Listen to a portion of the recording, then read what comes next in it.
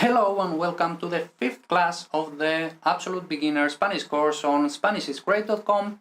We are going to study Spanish verbs, or to start studying Spanish verbs, because Spanish verbs, I would say, is the most difficult thing in Spanish. Okay, so we're just going to start. Okay, let's see how they work. We are going to learn the infinitive. We are going to start learning the present, etc. Okay, all those things.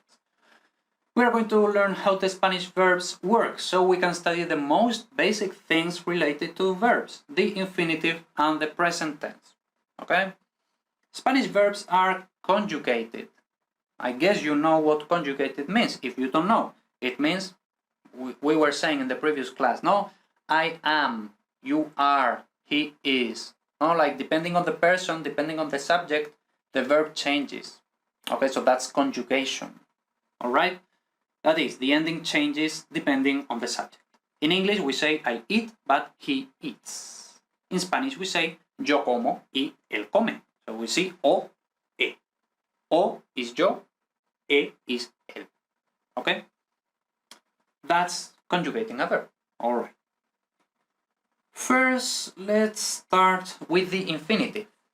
The first thing we have to know about verbs in Spanish is the infinitive. In English, the infinitive is the basic form with to, as in to be or not to be. Also, to be is the infinitive, okay? To have, to eat, okay? That's the infinitive in English.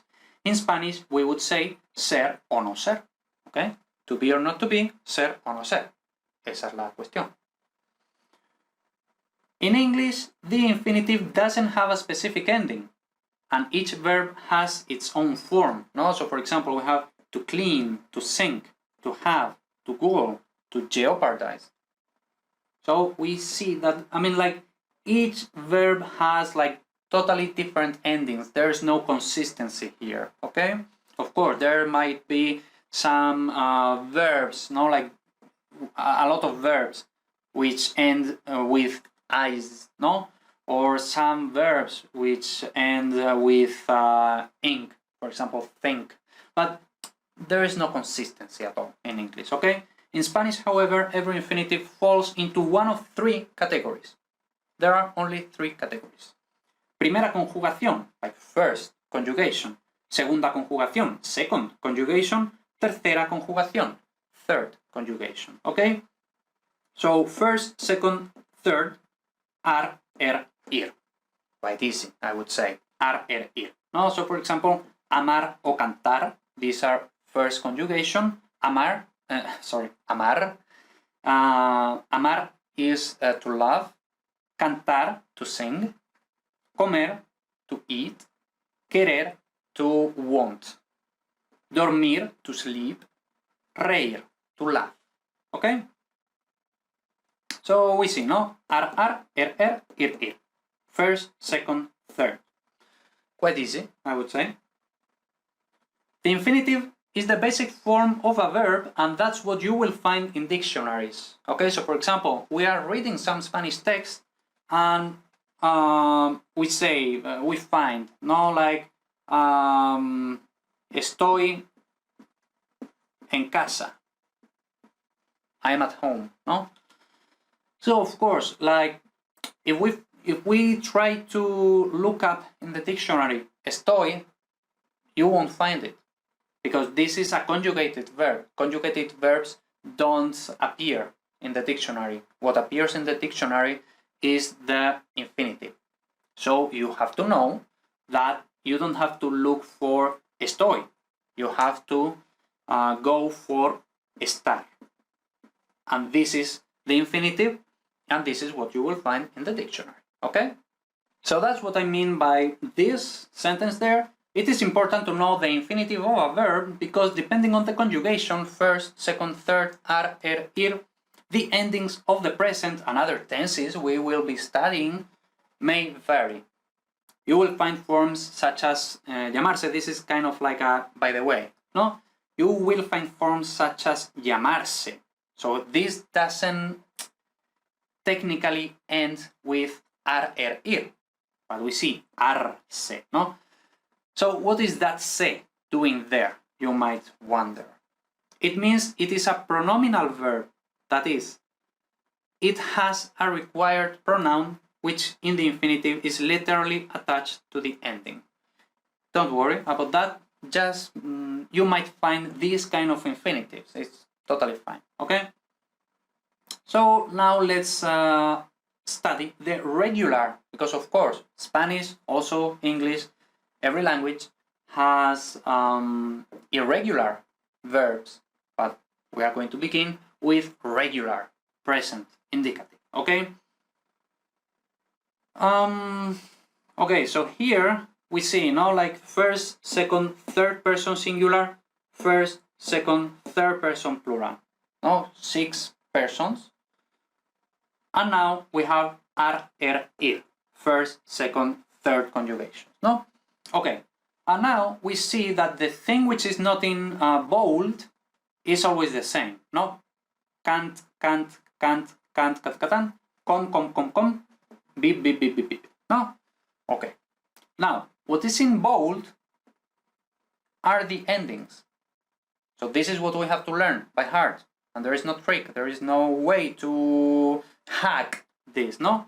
You have just to learn.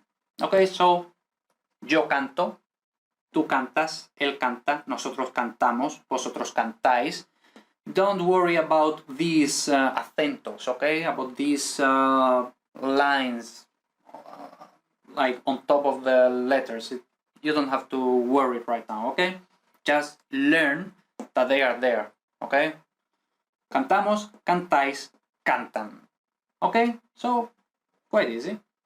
Como, comes, come, comemos, coméis, comen. Vivo, vives, vive, vivimos, vivís, viven. No, to sing, to eat, to live. Okay, so we see that there are some differences between this column, and this column, but in general they are quite similar. No, so for example, here is exactly the same. Here is almost the same, but here is as and here is es. Attention, not es is. Okay, because usually here we find a. Here we find e. Here in the third conjugation, sometimes we find e, sometimes we find e.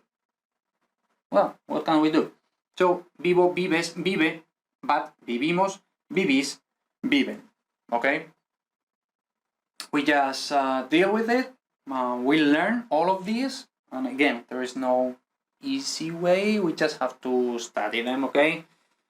So, as you can see, there are many similarities among conjugations. Notice, however, that the third conjugation is the most variable, okay? Remember, in Spanish, we don't say the subject most of the times, because the ending is already saying who the subject is. No? So, for example, if I say comemos, I don't have to say nosotros comemos, because already hemos is telling me that it's nosotros. Okay, so I don't have to say nosotros comemos, just comemos. Okay, that's what it means. And that's what I was saying in the previous class also. So, because the ending is already saying who the subject is, it is usually displayed merely for teaching purposes. So, for example, here you see in this table, no, like there are the subject pronouns. They are there just out of convenience, okay? Just to orientate ourselves, to know that this is él, ella, usted. But that's it, okay? We don't have to focus on this. We have to focus on this, because most of the times we are not going to be saying this, we are going to be saying this, okay? That's what I mean. Okay, but you should make the effort and get used to not saying it all the time, the subject pronoun, okay? And that's it for now. Most of the Spanish verbs have a regular present, which is good, no? Most of the Spanish verbs are like this, no? So, for example, we have cantar, which is regular. That's why it's here. Then we also have, for example, amar, which is to love, no? So amar will be exactly the same, no? We just have to remove the ending ar, we have the root, and now we say amo, amas, ama, amamos, amáis, aman. Okay, so amo, amas, ama, amamos, amáis, aman. Okay, and that's a regular verb. Like when you just apply this to this, you just change this root for this root and it works. That's a regular verb, and most of the Spanish verbs, in the present at least, are like this. Okay, so that's good. We have finished this class and see you in the next one.